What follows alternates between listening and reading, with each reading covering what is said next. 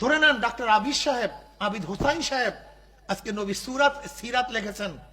এই সিরাতের মধ্যে নবীর যুদ্ধের হাজার ঘটনা নিয়ে আসছেন, কিন্তু তার কাছে প্রশ্ন করেন আপনার মনের মধ্যে যখন লিখেছেন একজন যুদ্ধ করতে মনে চাইছে কিনা? প্রশ্ন করেন মনের কাছে।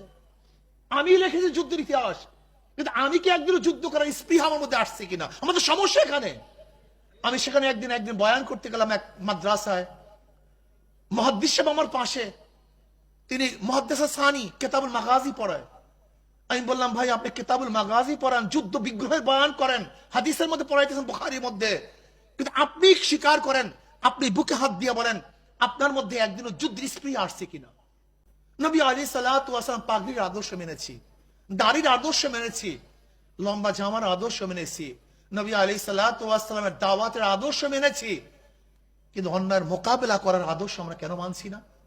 অন্যায়ের প্রতিবাদ করার আদর্শ কেন মানছি না? হক কথা বলার কথার আদর্শ কেন মানছি না? নবী আলাইহিস সালাতু ওয়াস সালাম দান শহীদ করার আদর্শ আমরা কেন মানবো না?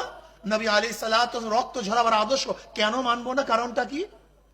আমরা নবী আলাইহিস সালাতু ওয়াস সালাম রক্ত ঝরাবার ঘটনা বর্ণনা করে কত কাদা কেটেছি, কিন্তু আমাদের শরীর থেকে জীবনে একটা ফোঁটা রক্ত ঝরাই নেই।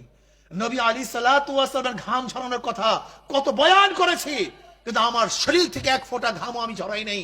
নবী আলাইহিস সালাতু ওয়াস সালাম তলোয়ারের বয়ান কত করেছি, কিন্তু আমার হাতের মধ্যে কোনোদিন অন্যায়ের মোকাবেলার জন্য একটা লাঠিও ওঠে নাই। আশিদ্দাউ আলাল কুফফারি রুহামাউ বাইনাহুম তারাহুম রুক্কান সুজ্জাদা ইয়াবতাগুনা ফাদলাম মিনাল্লাহি ওয়া রিদওয়ানা।